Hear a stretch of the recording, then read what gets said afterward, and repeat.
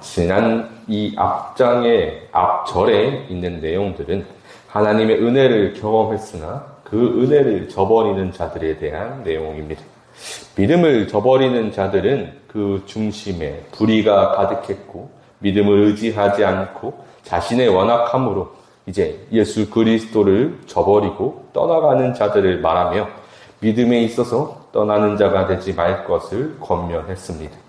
이 말씀으로 이제 우리는 두려웠고 걱정이 생길지도 모르죠. 내 연약함이 내 일상 속에서, 내 삶 속에서 드러나는 내 죄가 예수 그리스도를 저버리는 그 모습은 아닐까.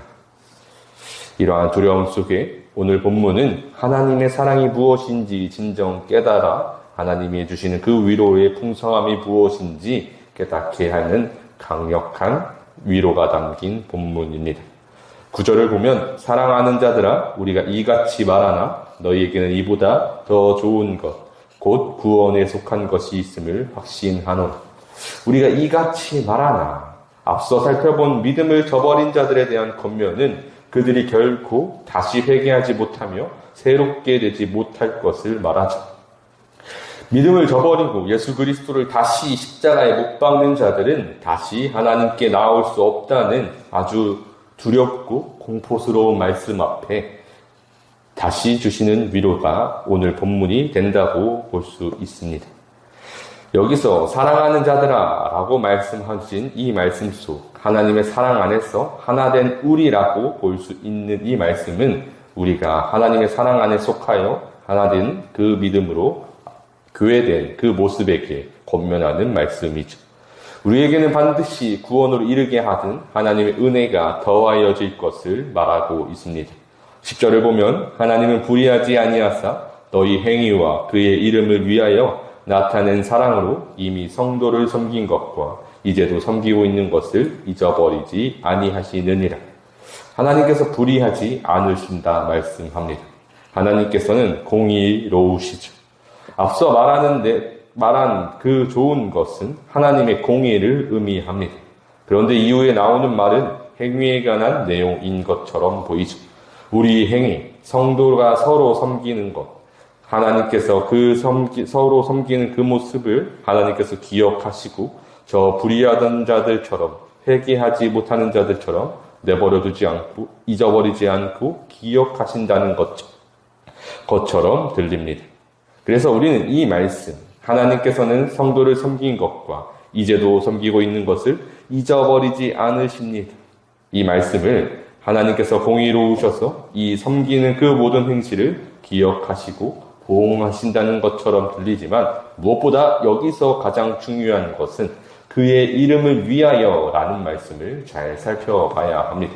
지금 이들이 서로 섬기고 있는 모습은 그의 이름을 위하여 행하는 것이죠. 그의 이름은 하나님의 이름입니다. 하나님을 드러내고 하나님의 뜻에 순종하며 행하는 서로 섬기는 그 모습을 바울은 사랑으로 행하라고 권면한 바가 있습니다. 갈라디아서 5장 13절은 형제들아 너희가 자유를 위하여 부르심을 입었으나 그러나 그 자유로 육체의 기회를 삼지 말고 오직 사랑으로 서로 종노릇하라. 하나님께서 우리를 부르시고 우리가 초보적인 신앙이라 할지라도 택하심을 입어 자유함을 입는 우리는 그의 이름을 위하여 하나님의 이름을 위하여 행하는 그 모습은 육체의 바람을 이루려고 하는 예전의 모습, 연약한 모습이 아니라 하나님의 사랑 안에서 서로 섬기는 그 모습은 하나님 나라의 공동체의 모습임을 깨닫게 하는 것이죠. 그러니 지금 이들이 행하던 그 모습은 하나님의 사랑을 본받아 반응하는 모습으로 볼 수 있을 것입니다. 무엇보다 그의 이름을 위하여 서로 섬기던 공동체라는 것이죠. 사도 요한은 요한일서 4장 7절에서 사랑하는 자들아 우리가 서로 사랑하자. 사랑은 하나님께 속한 것이니 사랑하는 자마다 하나님으로부터 나서 하나님을 알고 우리가 깨달아야 하는 것이 바로 이 말씀이죠. 우리가 사랑하고 싶다고 해서 서로 사랑할 수 있는 것이 아닙니다. 내가 섬기고 싶다고 해서 서로 섬길 수 있는 것이 아니죠. 여기서 중요한 것은 바로 성령일 것입니다. 우리가 성령에 속한 자로서 성령이 우리 마음에 감동을 주시어서 서로 사랑하게 행하는 것입니다. 그러니 우리가 그 사랑을 알고 깨달아 그 사랑을 행하고 있다면, 성령으로 행하고 성령에 속한 자라면, 사랑은 하나님께 속한 것이니 하나님께 속하여 하나님을 깨달아가는 모습이 그 행하는 사랑 안에 하나님께서 우리 마음에 주신 그 사랑 안에 하나님의 본받아 행하는 그 모습임을 깨닫게 하는 것이죠. 하나님은 그 사랑을 허락하시고 불의하지 않으시는 하나님께서는 결코 잊어버리시지 않으시는 것입니다. 이것이 교회의 믿음을 고백하는 공동체의 아름다운 모습일 것이죠. 그것으로 우리 안에 변절되지 않고 하나님을 굳게 믿는 믿음이 한 줄기 은혜로 흘러 모두가 한 소망을 바라보는 은혜의 모습이 허락될 것입니다. 11절을 보면 우리가 간절히 원하는 것은 너희 각 사람이 동일한 부지런함을 나타내어 끝까지 소망의 풍성함에 이르러. 바울은 이 모습을 위해 서로 도우라고 권면도 행합니다.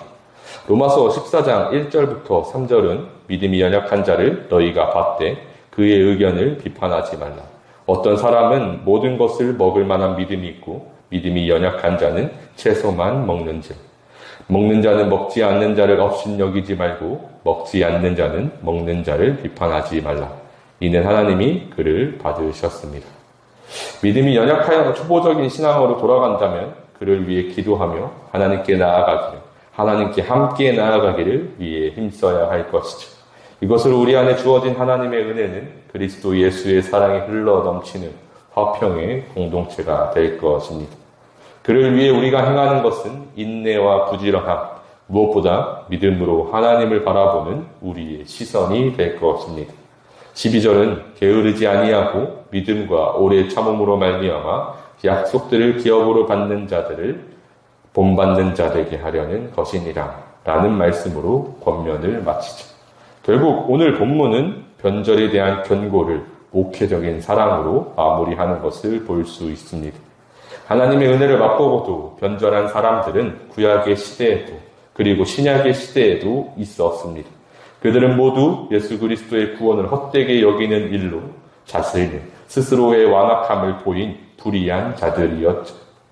그러나 여기서 중요한 것은 그 일이 우리 공동체 안에서도 일어날 수 있다는 것입니다. 그와 동시에 우리 공동체 안에서 서로 섬기는 것은 하나님의 넘치는 사랑을 본받아 서로 하나님의 풍성한 곳으로 인도하는 은혜의 발판이 될 것이죠.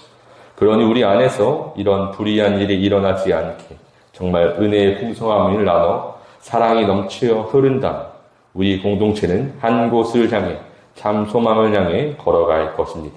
이때 필요한 것은 오직 믿음과 서로를 참고 인내하는 오래 참음으로 이것으로 우리는 하나님 나라를 상속받는 믿음의 자녀임을 깨달아 한 곳을 바라보며 아버지 앞으로 예수 그리스도 앞으로 늘 나아올 것이죠. 그렇게 우리는 부단히 서로 섬기기를 애써서 하나님의 사랑을 본받을 수 있는 저와 여러분이 되시길 간절히 소망합니다. 우리 안에서 하나님의 사랑이 흘러 넘치는 우리 교회가 되기를 간절히 소망합니다.